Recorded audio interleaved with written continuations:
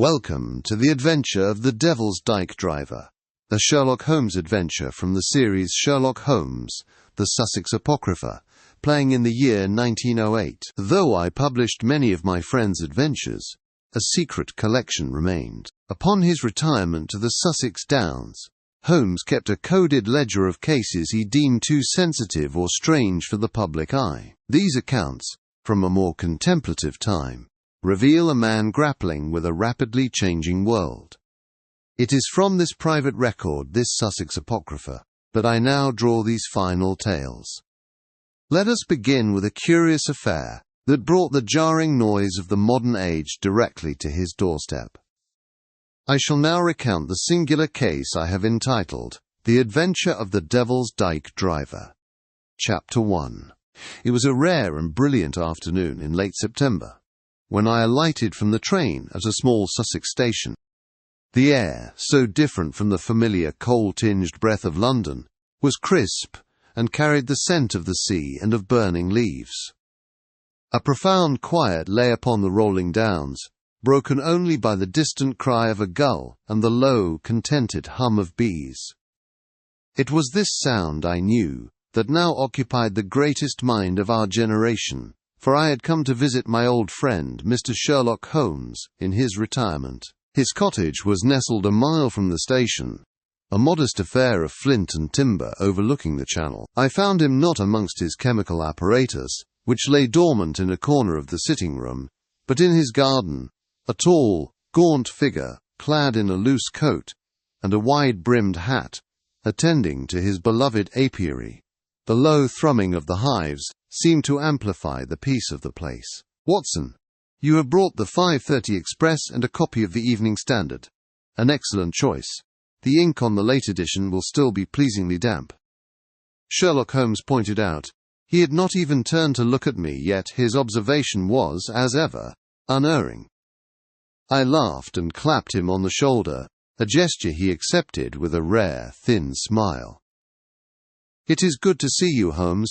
You seem to be thriving in this pastoral existence." Dr. John Watson added, "The logic of the hive, my dear fellow, is a fascinating microcosm, a perfect, ordered society. It is a far more rewarding study than the chaotic fumblings of the London criminal," Sherlock Holmes said. Later, as we sat in his study, the setting sun casting long shadows across the floor, I unfolded the newspaper I had brought. The crackle of the paper seemed an intrusion in the tranquil room, where the only other sound was the steady ticking of a mantel clock. A bold headline caught my eye. "Industrial magnate killed in motorcar tragedy." "Good heavens," responded Dr. John Watson. I read on, summarizing the key details for Holmes. The victim was a Mr. Reginald Fairfax, of Fairfax Steel. His motorcar had apparently gone over the edge at the notorious local landmark of Devil's Dyke. I looked over at Holmes, expecting to see that old spark of interest, the familiar glint in his keen grey eyes.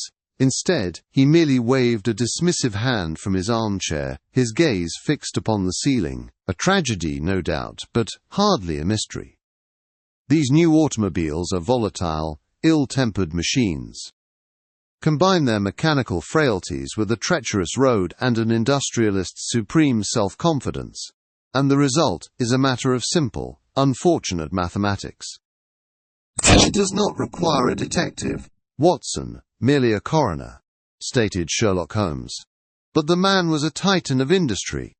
His death will send ripples through the city." asked Dr. John Watson. His voice was dry, devoid of its usual energy. "And those ripples are the business of financiers, not of a retired consulting detective. My work now concerns the cross-pollination of the Sussex Queen. A far more intricate and compelling problem, I assure you," explained Sherlock Holmes. He said no more on the matter, turning the conversation to the subject of ancient beekeeping texts.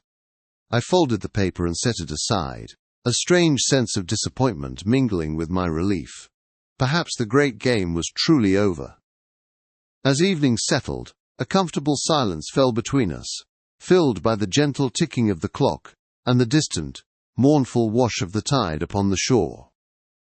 The world, it seemed, had finally found a peace that even Sherlock Holmes was content to accept. Holmes had returned to his monograph on the polyphonic motets of Lassus, the newspaper account of the Devil's Dyke tragedy seemingly banished from his mind. The afternoon air in his Sussex cottage was still, filled only with the scent of drying herbs and the low, rhythmic hum of his beloved bees in the garden beyond the window. I had picked up a medical journal, yet my own concentration remained fractured by the image of that mangled motor car. It was then that a new sound intruded upon our peace, a sound quite alien to that quiet country lane.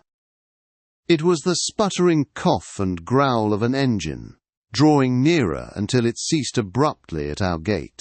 A moment later, the crunch of determined footsteps on the gravel path reached us, followed by a sharp, decisive rap upon our door. Holmes lifted his head, his eyes narrowed with an expression of mild annoyance at this unexpected disturbance. Another acolyte of the internal combustion engine, Watson. "I had hoped to have escaped them by retiring from London," remarked Sherlock Holmes. Before I could reply, the door opened to admit a young woman. She was dressed in a practical travelling suit of dark tweed. Though her face was pale, her bearing was one of remarkable composure. She carried no parasol or frivolous reticule, and her gaze, clear and intelligent, swept the room before settling upon my friend with an unnerving intensity. "Mr. Sherlock Holmes, I was told I would find you here." "My name is Eleanor Fairfax," Miss Eleanor Fairfax said. Her voice was low and steady, lacking the hysteria one might expect from a recently bereaved daughter. Holmes rose slowly from his chair, his initial irritation replaced by a flicker of academic curiosity. "Indeed, you are the daughter of Reginald Fairfax.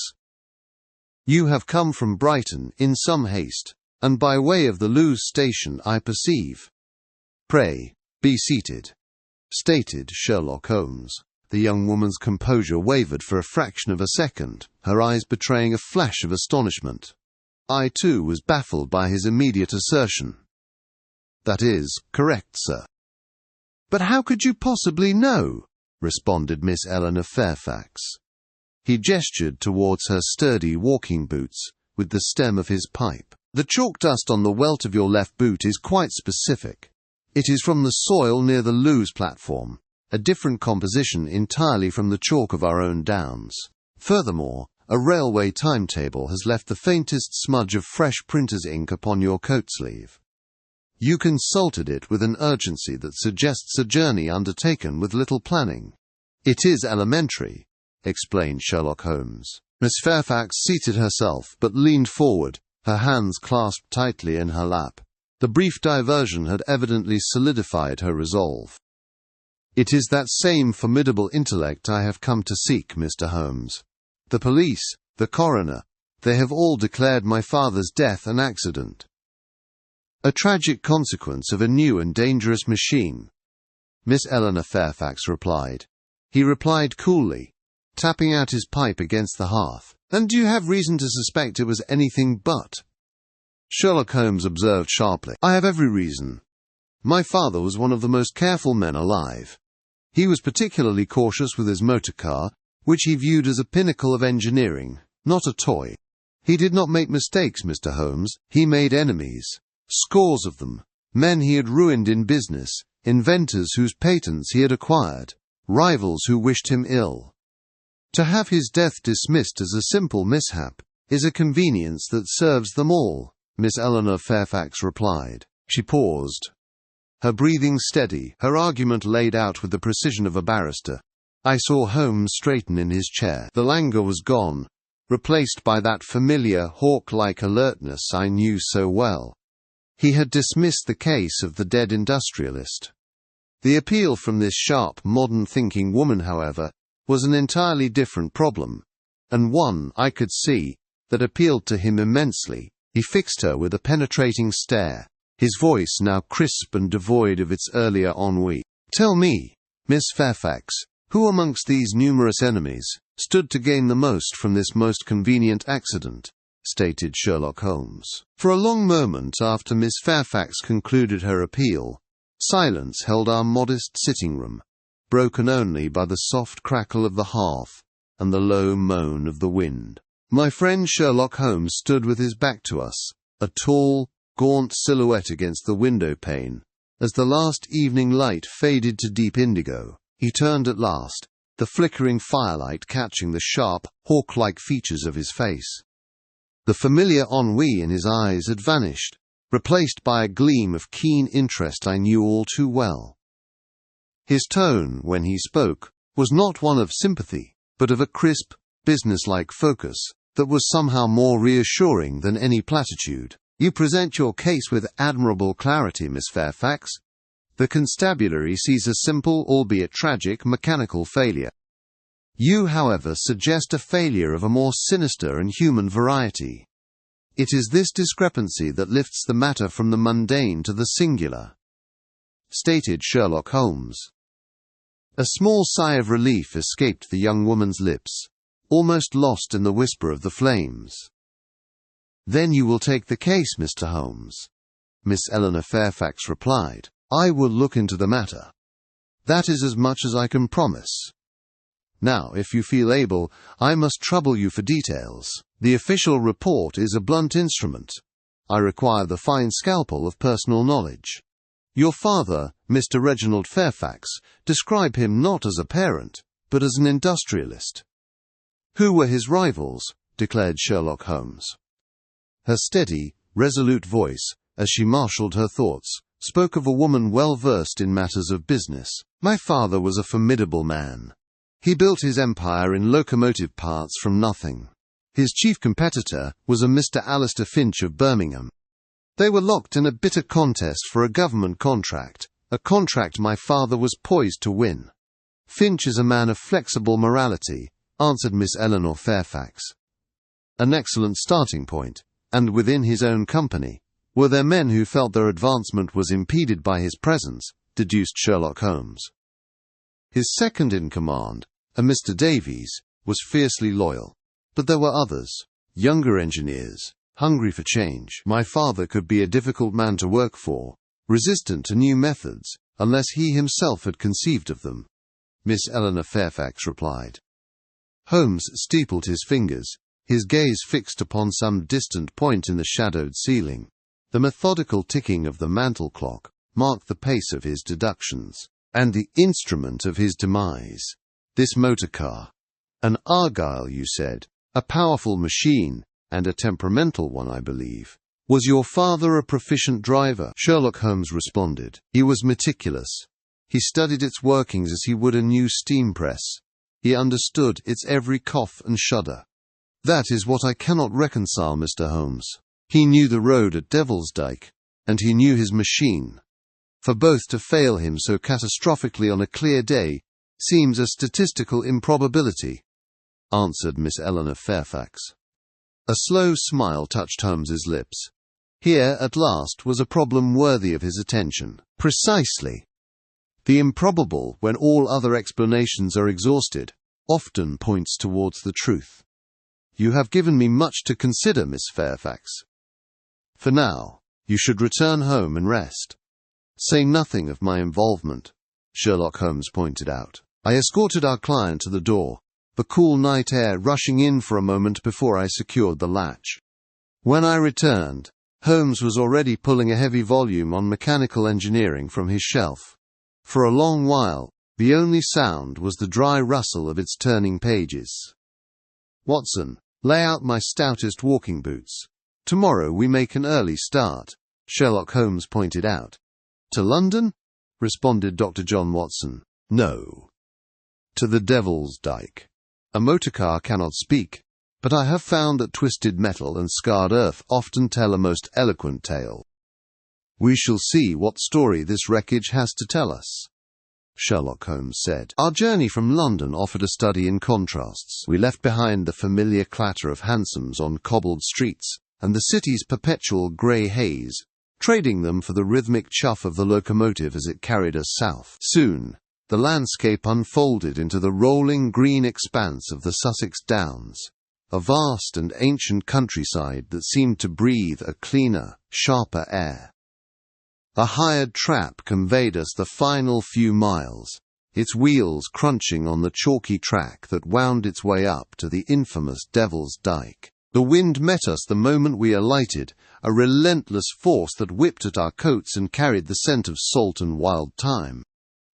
Before us, the ground simply fell away into a dizzying chasm, a great green gulf carved from the earth.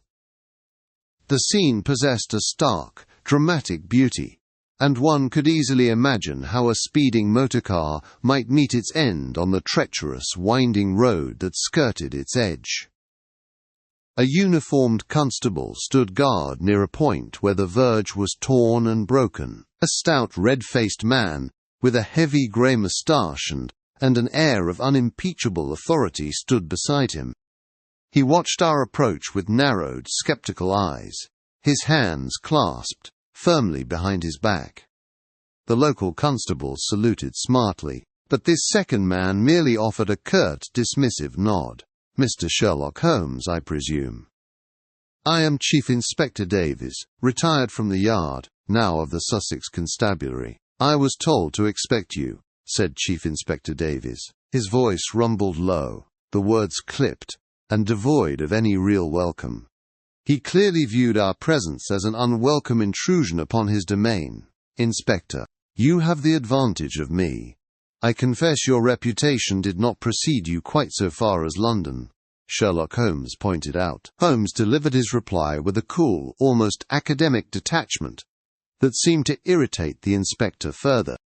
Ignoring the man's darkening expression, Holmes strode past him to the very edge of the broken road. He did not look down into the valley where the wreckage lay, but instead fixed his gaze upon the ground at his feet. His sharp, hawk-like features drew into a mask of intense concentration as he paced back and forth, his eyes scanning every inch of the disturbed earth. The facts are simple enough. The driver, Fairfax, lost control on the bend. He was known for his speed. A tragic accident, nothing more. "The coroner has already been informed of my conclusion," Chief Inspector Davies said. Holmes made no reply, but with a swift, fluid motion, dropped to one knee, pulling a measuring tape from his pocket. The wind tugged at his coat, but he seemed entirely oblivious to it, as two dark lines scored into the chalky surface of the road captured his full attention. After a moment of careful measurement, he rose, wiping a speck of dust from his trousers. "Observe these marks, Watson. They are not the marks of a driver attempting to slow for a turn. They are too uniform, too straight," Sherlock Holmes responded. "What do you make of them, Holmes?" asked Dr. John Watson. "I make of them a desperate, final act. These are the tracks of locked wheels. The driver did not apply the brake gently, but slammed it on with full force, and even then, only at the last possible second. This was not a misjudgment of speed, my dear fellow.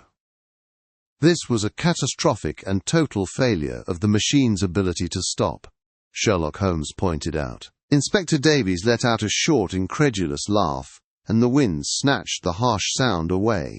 He gestured with a thick thumb down into the Dyke, where the mangled remains of the motor car lay like a crumpled toy. "Failure. The entire contraption is a failure now. You London fellows see conspiracy in a puddle of rainwater.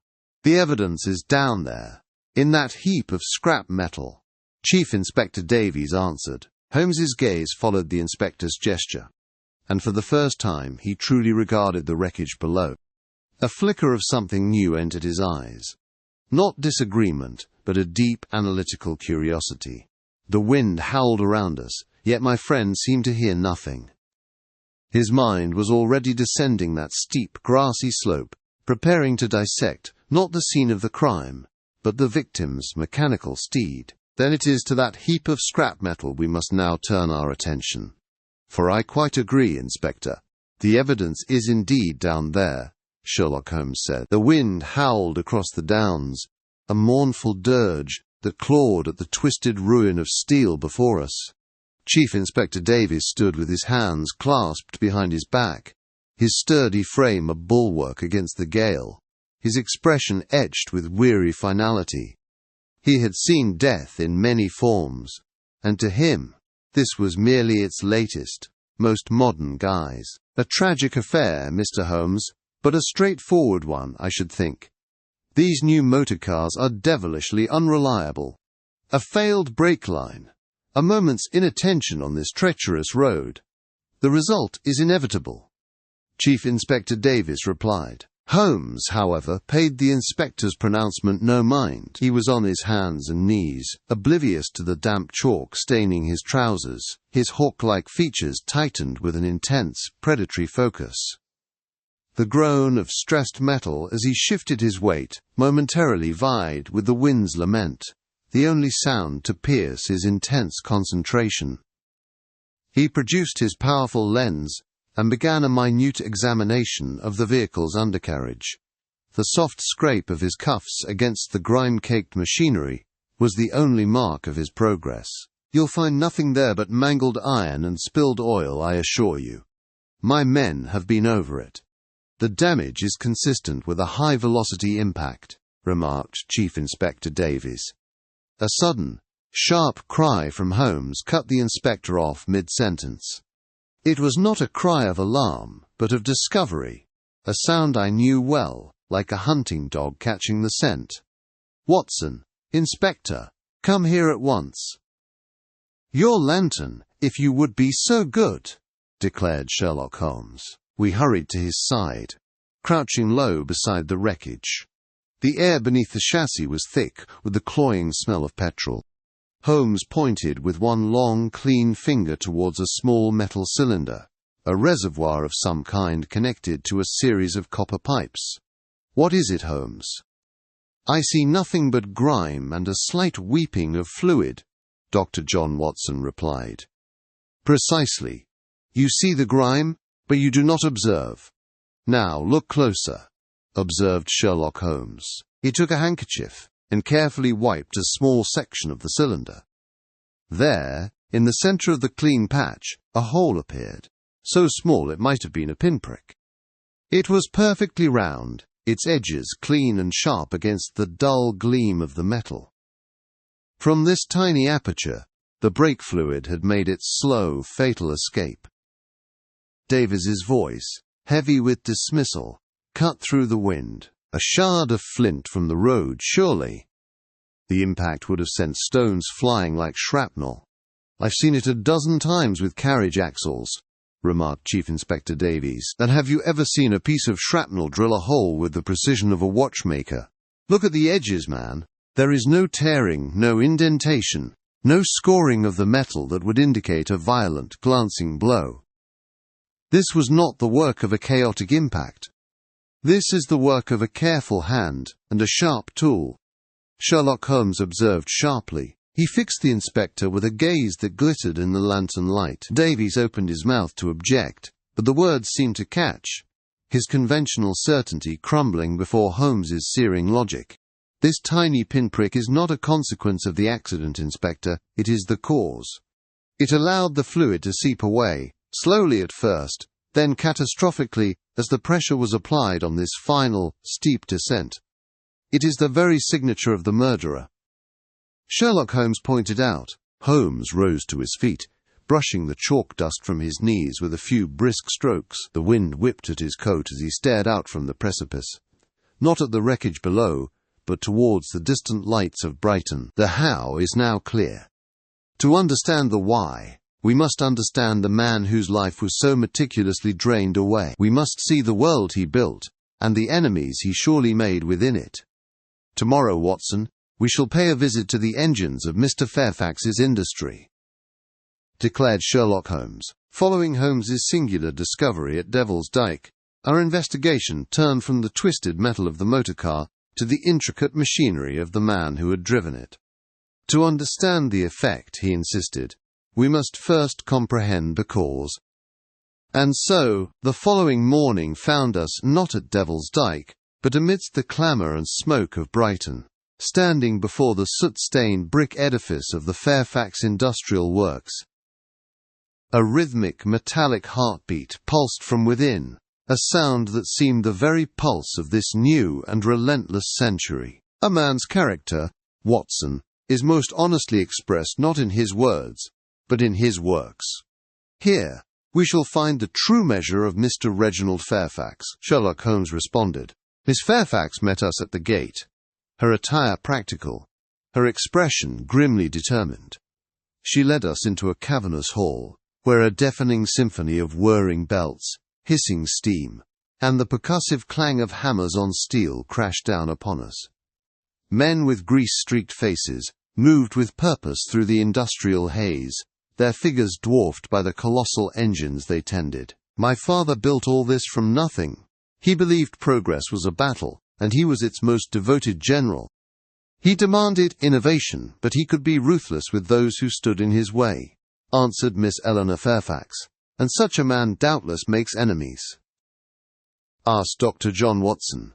Her gaze hardened and her voice, though kept low to be heard over the din, sharpened with conviction. One above all others.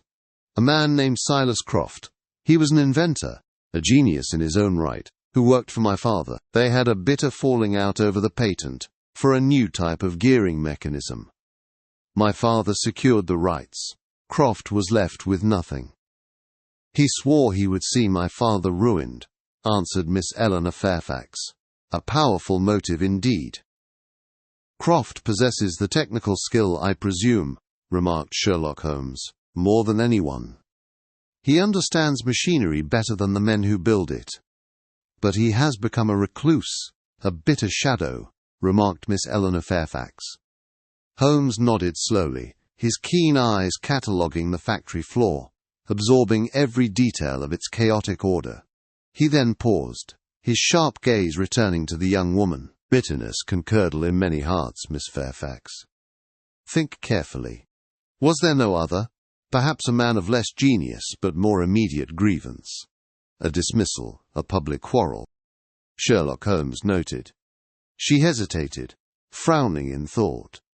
The rhythmic pounding of a nearby trip hammer seemed to punctuate the sudden silence between them. Well, there was Arthur Finch, a foreman. Father dismissed him a month ago for carelessness. Finch made a dreadful scene, shouting threats in the main yard. The men had to restrain him, but he is a simple man, more given to bluster than to such a cunning plot, Miss Eleanor Fairfax said. Her words trailed off as Miss Fairfax gestured towards a quieter corner of the vast building, a workshop space where several vehicles, including another motor car, stood in silent repose. It was here, in fact. My father's motor car. It was having a minor adjustment to the engine the night before his journey. He typically kept it in his private mews, but the mechanics insisted it remain here overnight to test the repair in the morning, said Miss Eleanor Fairfax. A familiar fire ignited in Holmes's eyes, and he shot a significant glance in my direction. The missing piece, opportunity, had just slotted into place with an almost audible click. The factory, with its dozens of employees and constant activity, was, as he well knew, a far more porous defence than a private garage. Thank you, Miss Fairfax. You have been most illuminating. We have a bitter genius and a disgruntled foreman. Two very different paths of inquiry now lie before us. We shall proceed down both, observed Sherlock Holmes. The discovery that Fairfax's motor car had been left in the factory workshop, a place of relative insecurity compared to its usual mews, became the crucial turning point. It transformed the affair from a potential accident into a near certainty of premeditated murder. Our first call, therefore, was upon the man Miss Fairfax had named as her father's most bitter rival, Silas Croft. We found his workshop tucked away in a narrow Brighton lane, the rhythmic clang of a hammer upon an anvil growing louder with each step, a grim and steady heartbeat guiding us. A likely place for a villain to hide, remarked Chief Inspector Davies. Chief Inspector Davies muttered this beside me, his tone thick with premature conviction. Inside, the air hung heavy, dense with the smells of coal smoke and hot iron. A small, wiry man, with soot smudged on his brow, looked up from his work, his features tightening into a mask of apprehension. This was Silas Croft. Mr. Croft? I am Sherlock Holmes. We are making inquiries into the death of Mr. Reginald Fairfax. replied Sherlock Holmes. Croft wiped a hand on his leather apron, his eyes darting between us. He did not seem a man capable of violence, yet I have learned that appearances are often the most effective of deceits. I heard about it. A tragedy. I had no love for the man, and I'll not pretend otherwise. He ruined my patent, but I did not kill him," remarked Silas Croft. "Your whereabouts on Tuesday evening are of more immediate interest than your sentiments," remarked Sherlock Holmes. "Here. I was right here, all night. Had a commission for the Grand Hotel, an iron gate. I worked until 2 in the morning. The night porter, Mr. Evans, saw me. He brought me a flask of tea near midnight," remarked Silas Croft. He delivered his statement with a nervous tremor, yet the words themselves had the solid ring of truth. Davies made a note in his book, his expression souring. An alibi, and a verifiable one at that, was an unwelcome complication. We departed soon after, leaving Croft to the solitary clang of his hammer. Our second objective was a man of a very different sort. We found Arthur Finch, the dismissed foreman, hunched over a pint of ale in the smoky corner of a public house, the air thick with coarse laughter and the clatter of mugs. "Arthur Finch?" "A word," replied Chief Inspector Davies. Davies's voice cut through the pub's clamour, a low growl of authority. Finch, a bull of a man with a florid face and resentful eyes, looked up and gave a short, humourless laugh. "Come about, old Fairfax, have you? Good riddance, I say." "The devil finally claimed his own," responded Arthur Finch. Belligerence radiated from him, a stark contrast to Croft's nervous denial. He made no effort to hide his glee at his former employer's demise. When questioned about an alibi, he merely shrugged. "I was here, then I was there. I answer to no man, least of all the likes of him. If you think I had a hand in it, you're welcome to prove it," Arthur Finch said. He ended with a defiant sneer and turned back to his drink. As we stepped out into the damp evening air, the chill sea breeze doing little to clear my head, Davies clapped his hands together with an air of finality. "Well, that settles it. Finch is our man. Motive, opportunity, and the temper of a rogue. Croft's story is too neat, but this is the brute we are looking for," responded Chief Inspector Davies. Holmes, however, did not share his certainty.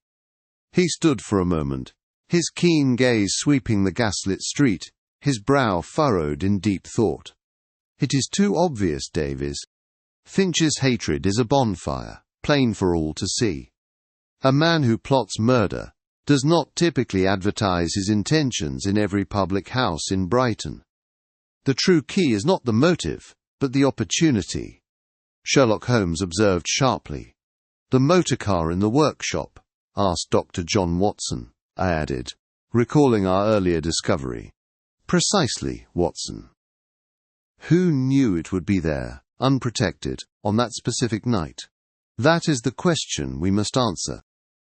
Finch's rage is a distraction. The real crime was one of quiet calculation. Come, we must return to our lodgings. I feel the need for a fresh perspective on the matter," replied Sherlock Holmes. The journey from the grim factory workshop back to the peaceful downs of Sussex proved a tonic for the soul. The rhythmic clatter of the train wheels measured out the distance between the hard, cold facts of our investigation and the familiar comforts of home. Holmes had remained largely silent since our parting with Inspector Davies, his gaze fastened upon the rolling hills, his mind actively sifting through the contradictory statements of Silas Croft and Arthur Finch. As we entered our cottage, the scent of beeswax and dried lavender enveloped us. A steady fire crackled in the hearth, its cheerful sound a welcome retort to the mournful sigh of the wind sweeping across the downs. It stood as a haven of quiet contemplation, and one I knew Holmes valued above all else. "Davies sees the man, Watson, but I see the method. And the method, I fear, is far more cunning than a simple blow from a disgruntled foreman," Sherlock Holmes responded. He spoke while shrugging off his coat, his voice low and thoughtful. Scarcely had the words left his lips when our housekeeper, Martha Hudson, entered bearing a tea tray, the gentle clink of porcelain sounding a comforting note. She was a Sussex woman, born and bred, with a practical mind and an encyclopedic knowledge of the local goings-on. "A bitter wind tonight, gentlemen. I trust your business in town was successful. There's been talk of little else but poor Mr. Fairfax and his dreadful accident," Martha Hudson replied. She set the tray down with a steady hand, her tone conveying plain-spoken sympathy. "Tell me, Mrs. Hudson, what was the local opinion of Mr. Fairfax? Was he a popular man?" deduced Sherlock Holmes. "Popular? I wouldn't say that, Mr. Holmes. Respected for his money, perhaps. But he was new. He bought the old miller's farm for his factory, and while he gave men work, he changed things. Some folk said it was progress. Others said it was a blight that choked the valley with smoke," remarked Martha Hudson. Holmes leaned forward, his eyes alight with interest. This was not the cold testimony of a witness, but the vibrant, living sentiment of the community. "And his foreman, Finch. Do you know of him?" Sherlock Holmes pointed out. "A local man. His family has been here for generations. He has a temper, it's true, but he's a straight dealer. Not the sort for plotting, I wouldn't have thought. Not like some of those city gentlemen Mr. Fairfax did business with, all smiles and sharp suits," Martha Hudson answered. She poured the tea, then paused, her brow furrowed in thought. "It's the road itself that's the real killer. That devil's Dyke pass. A good horse knows to slow for the bend past Pycombe, but a machine, it only knows the speed a man gives it. And to be out there after dark, why, it would take a good half-hour to get from the factory to the crash site in that motor car, even driving at a fool's pace." Holmes sat bolt upright, a flicker of intense calculation igniting in his eyes. He had been so focused on the mechanics of the crime that he had relied on the constabulary's official maps and timings. "A half-hour, you say, Mrs. Hudson?" "Precisely. Watson, do you see? The official report estimates the journey at 20 minutes. That 10-minute discrepancy is everything. It is the canvas upon which this entire crime is painted." Sherlock Holmes responded. He rose and began to pace before the fire. His long fingers steepled before him. The shadows he cast danced upon the walls like giant, thinking figures. His soft footsteps, a rhythmic counterpoint to the crackling fire. Finch's alibi depends on a short travel time, placing him at his home. Croft's depends on a longer one, giving him opportunity before his own appointment. The local knowledge contradicts the official timetable. But the question remains, how to engineer such a failure? It could not be immediate, or the driver would never have left the workshop. It had to be delayed. Sherlock Holmes observed sharply, his gaze locked upon a drop of wax that had dripped from a candle onto the warm mantelpiece, where it slowly softened and lost its shape. He stopped his pacing abruptly, a sudden, sharp intake of breath cutting the air, the only sound in the room besides the spitting fire. "Heat, Watson. The motorcar's engine produces a tremendous amount of heat. What if our saboteur used that very heat as his accomplice? A silent partner, melting away the evidence as it performs its deadly work. An ally, with a perfect alibi, for it is merely a property of nature," declared Sherlock Holmes. A thrill of understanding shot through me. The sheer devilish ingenuity of the scheme was worthy of my friend's formidable intellect. "I must have a brake reservoir, Watson. And wax. Several different kinds of wax. We shall turn this cottage into a laboratory and see if we cannot make time and temperature our key witnesses," Sherlock Holmes responded. Following his discourse upon the local geography, a familiar, formidable energy seized my friend. He retreated to the small outbuilding he had converted into a laboratory, and for the better part of the morning, the cottage filled with the sharp scent of chemical reagents and the intermittent hiss of a Bunsen flame. I found him hunched over a workbench, his long thin fingers manipulating a curious assortment of items, a grimy metal reservoir procured from a local motorworks, several blocks of wax of varying colors and consistencies, and a collection of glass beakers that glittered in the stark light. "Ah, Watson, come in, come in. You are just in time to witness the final act of a rather squalid domestic drama, performed here in miniature," replied Sherlock Holmes. His voice was keen, edged with the thrill of the intellectual chase. He gestured towards the metal cylinder, which was mounted on a stand over a low, steady flame. A small, dark plug was visible, sealing a tiny hole drilled into its base. "What is all this, Holmes? It looks as though you are preparing to mend a leaky pipe," Dr. John Watson added. "Quite the opposite, my dear fellow. I am preparing to demonstrate how one was made to leak, at a precise and fatal moment. Our constabulary sees a failed brake mechanism, an unfortunate accident. I, however, see a clock, a crude but effective clock, fashioned from paraffin and patience," Sherlock Holmes observed sharply. He adjusted the flame with a delicate turn of a brass knob. A low hum emanated from the burner. We watched in silence. The only sounds were the gentle hiss of the gas, and the ticking of the grand clock in the main house. A steady rhythm marking our vigil. "A motorcar engine, Watson, generates considerable heat. The brake fluid reservoir is situated near enough to be warmed by it. Now, the journey from the Fairfax estate to the precipice at Devil's Dyke is a known quantity, approximately 20 minutes at a spirited pace. The question, then, was simple.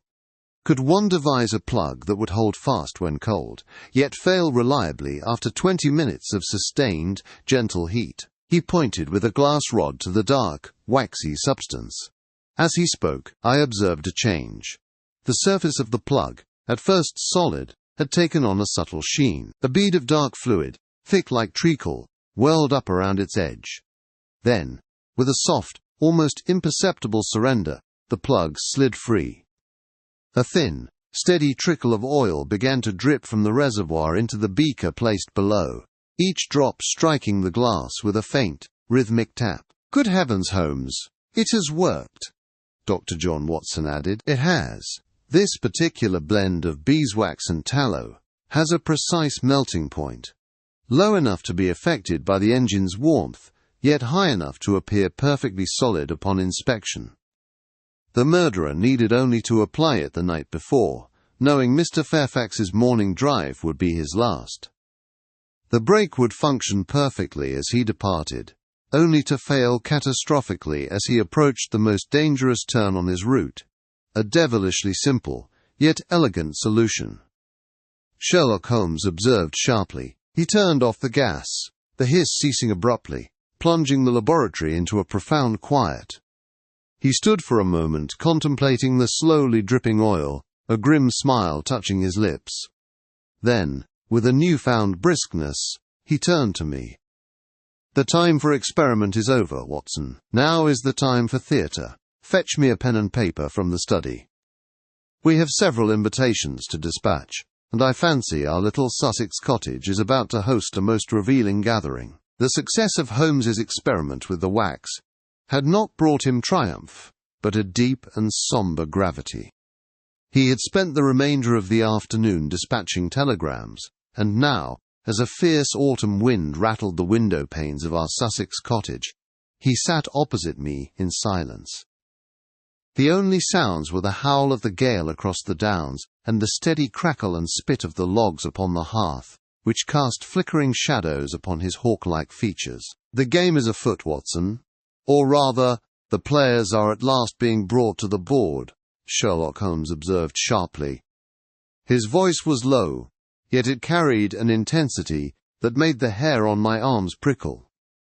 He had arranged this gathering with the precision of a theatre director, and I confess I felt a knot of apprehension for the drama about to unfold. A sharp rap at the door, carried on a gust of wind, announced the arrival of our first guest. It was Miss Fairfax, her face pale, but her bearing as determined as ever. She gave a slight nod to Holmes, her eyes searching his for some sign of the outcome. Before she could be seated, the door was thrown open again to admit the hearty, red-faced figure of Chief Inspector Davies. A gust of rain-scented air swept into the room with him. "A devil of a night for it, Holmes. Good thing we're about to close this business. I see our young engineer has yet to arrive," replied Chief Inspector Davies. His gaze fell upon a point just beyond Miss Fairfax, making his meaning plain. Holmes merely inclined his head, his expression unreadable. The final arrivals came together, though a universe of animosity seemed to separate them. Arthur Finch, the engineer, looked haggard, his face drawn and his movements jerky with nervous energy. Behind him stood Silas Croft, the dismissed mechanic, a man who appeared carved from granite. His arms were crossed, his expression a mask of sullen resentment. "Mr. Holmes, I must formally protest this entire proceeding. To be summoned to this cottage and forced into the company of that man. It is an intolerable outrage," remarked Arthur Finch. His voice was thin with indignation. Croft, for his part, said nothing, but his dark eyes fixed upon Finch with a look of pure loathing. The air in the small room grew thick with unspoken accusations. Davies cleared his throat with a sound of smug satisfaction, clearly believing the net was closing around his preferred suspect. "Be seated, gentlemen. Miss Fairfax, your protestations are noted, Mr. Finch, as are your glares, Mr. Croft. But we are not here for either. We are here for the truth," declared Sherlock Holmes. He spoke with a quiet authority that silenced them all. They took their seats, forming a grim semicircle around the hearth. The firelight danced across their faces, revealing flickers of fear, anger, and desperate hope. Miss Fairfax sat ramrod straight, her hands clasped in her lap. Davies leaned forward eagerly, his eyes darting from Finch to Holmes. The two suspects stared into the flames, each locked in his own private torment. Holmes allowed the silence to stretch, a palpable thing that pressed in on us all. The ticking of the mantel clock seemed to grow louder, each second a hammer blow of anticipation. At last, he rose from his chair and stood before the fireplace, his tall, spare figure silhouetted against the blaze. "I have brought you all here because you are each connected to the death of Mr. Reginald Fairfax." The constabulary, in the form of Inspector Davies, concluded it was a tragic accident. The evidence upon a conventional survey certainly points that way. But the truth, as is so often the case, is neither conventional nor simple, Sherlock Holmes responded. He paused, his gaze sweeping over each person in turn, letting his words settle. The final act was about to begin. The air in Holmes's small sitting room was thick with unspoken accusations.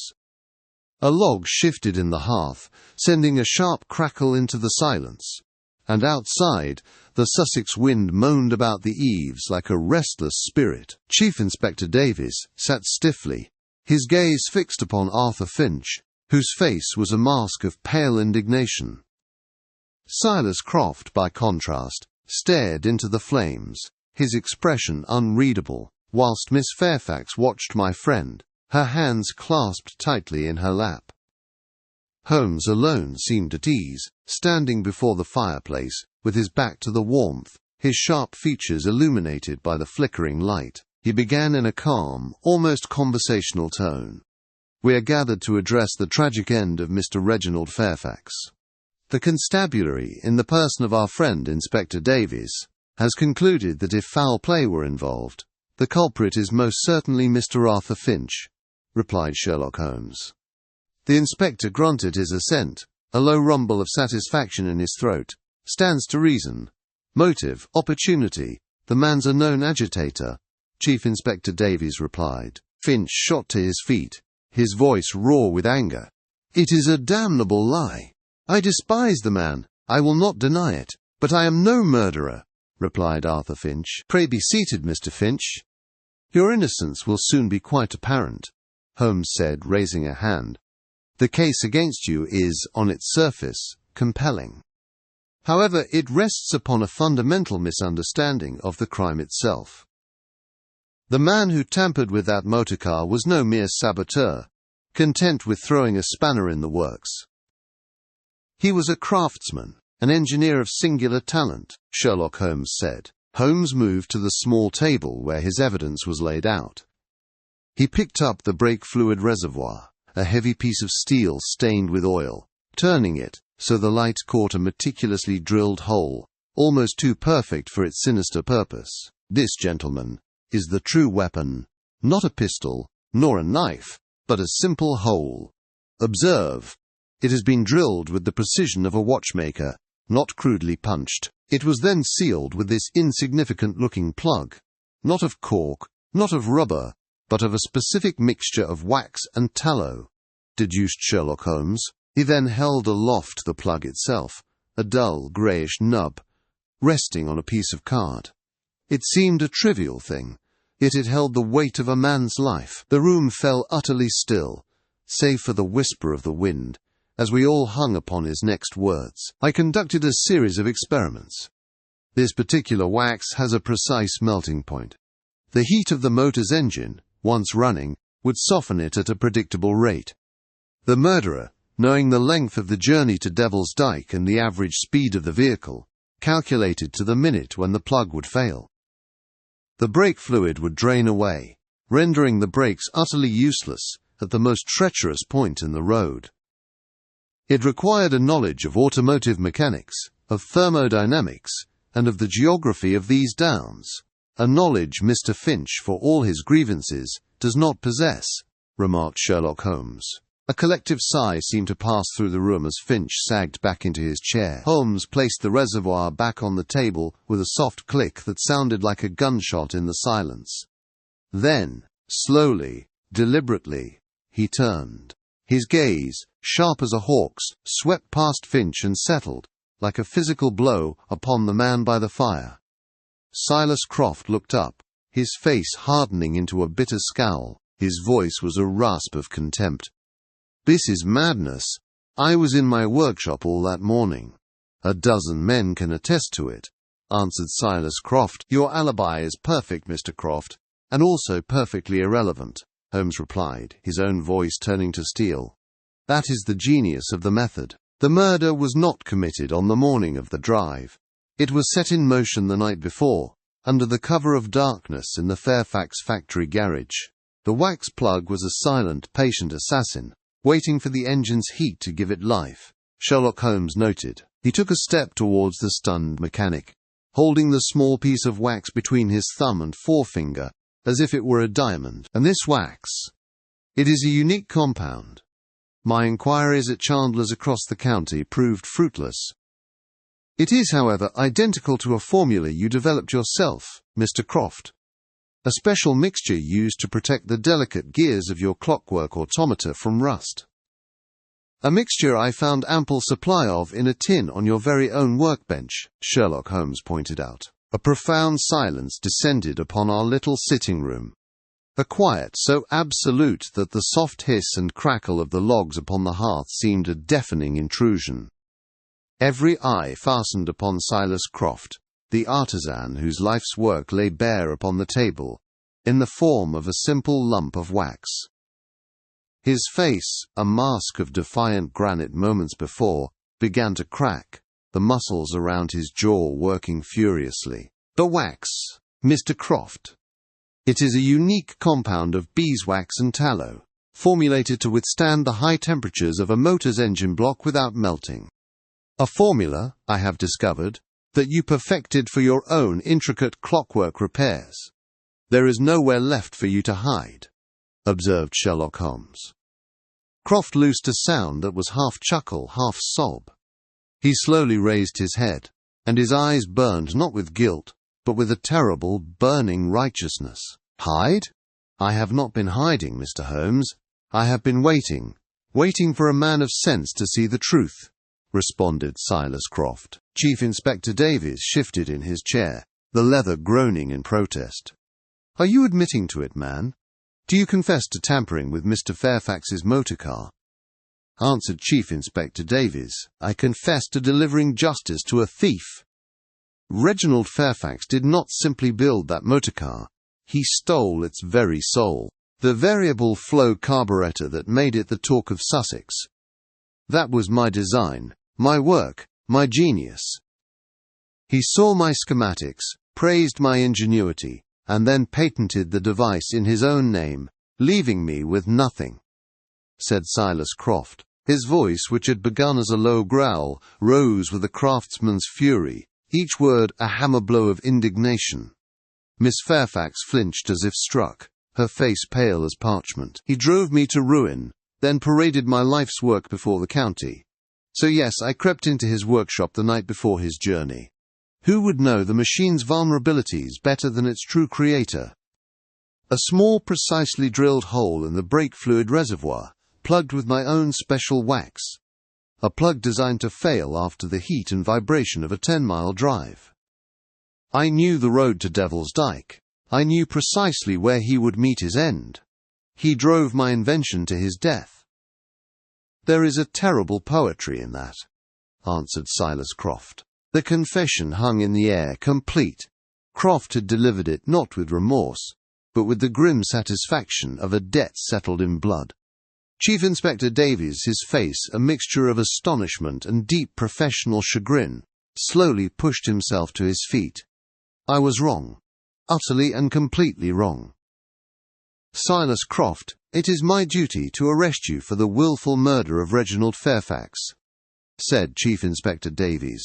Croft offered no resistance, standing with a strange dignity as the inspector took him by the arm.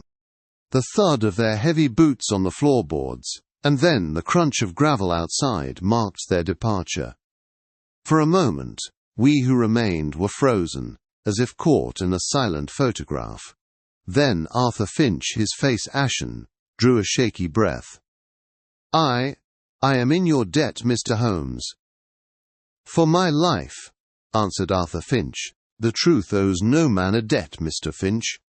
"You are free to go," Sherlock Holmes pointed out. Finch gave a stiff, grateful nod and departed, the click of the cottage door echoing in the sudden quiet. Now only Holmes, myself, and Miss Fairfax remained. The young woman had not stirred, her gaze locked upon the flickering heart of the fire, her hands clasped tightly in her lap. Then it was true. What the man said of my father, it was the truth, replied Miss Eleanor Fairfax. Her voice emerged as a mere whisper, thin and brittle, laden with a sorrow that went far beyond the loss of a parent. It was the sorrow of a legacy undone, of an idol crumbled to dust. Holmes's sharp features seemed to soften in the firelight. "Your father was a pioneer, Miss Fairfax. But the path of progress is often paved with the ruin of other men. It is a regrettable but not uncommon feature of great ambition," Sherlock Holmes noted. She gave a slight, almost imperceptible nod, her eyes still locked on the flames. In her silence I saw the true cost of this modern tragedy, a wound that no detective's logic could ever hope to heal. The last of the autumn gales rattled the window panes of Holmes's little sitting-room here on the Sussex Downs. But within all was peace. A cheerful fire blazed in the hearth, casting a warm, flickering light upon the familiar chaos of my friend's chemical apparatus and stacked monographs. The fury of the Devil's Dyke affair had passed, leaving behind it this quiet, reflective calm. A most singular affair, Holmes. To think that a machine of such bewildering modernity could be the instrument of a crime driven by such an ancient grievance. Dr. John Watson added. Holmes, who had been staring intently into the flames, drew a long, thin stream of smoke from his pipe. When he spoke, his voice was low and thoughtful, the sharp edge of the chase now smoothed away. "The machine, my dear Watson, is merely the stage. The play remains eternally the same." Croft did not see a motor car. He saw a mechanized cudgel with which to strike down the man who had stolen his soul. The constabulary was blinded by the novelty of the engine, the grease and the steel. They searched for a mechanical fault when they should have been searching for a moral one. Deduced Sherlock Holmes. He leaned forward, his hawk-like features sharpened by the firelight, tapping the stem of his pipe against the mantelpiece to emphasize his point. A log shifted in the grate, sending a shower of bright sparks up the chimney. It was a craftsman's revenge, Watson. The sabotage was not clumsy. It was precise, elegant in its malice. Only a man who loved and understood such machinery could have crippled it with such fatal artistry. That was the fact the police, in their rush to label it a modern accident, failed entirely to grasp. It was a problem of human motive, not of petroleum and pistons. Sherlock Holmes said. And Miss Fairfax? I confess I was most impressed by her fortitude through all this, Dr. John Watson inquired. A rare note of genuine admiration softened Holmes's tone as he settled back into his chair. Ah, yes, Miss Fairfax. She possesses a mind unburdened by convention, clear and direct. She saw her father not merely as a victim, but as a complex man whose own actions forged the weapon that slew him. It is a new age, Watson, and it will require minds like hers to navigate it. She did not weep, she observed. She did not despair. She acted. A most remarkable woman, observed Sherlock Holmes. He fell silent for a moment, the only sounds in the room being the crackle of the logs and the mournful sigh of the wind across the downs. Progress hurtles forward, and we must adapt our methods or be left behind. Yet for all the turning of its wheels, it cannot outpace the human heart. Greed, pride, revenge, these are the engines that truly drive mankind. They have been so since the first man picked up a stone, and they will be so when the last man powers down his electrical contrivance. With that, he rose from his chair and walked to the window, peering out into the dark. The wind had died down slightly, and I could just make out the orderly rows of his beloved apiary, silent under the night sky. The case is closed. Tomorrow the sun will rise, and the bees will have their own work to attend to. Theirs is a society of logic and order. It is a welcome tonic, I find, Sherlock Holmes noted, and as I watched him, a silhouette against the dark glass, I knew that while the world outside might change with frightening speed, the singular mind of my friend would remain its one fixed point, forever seeking the simple, unchanging truths hidden beneath the complexities of any age.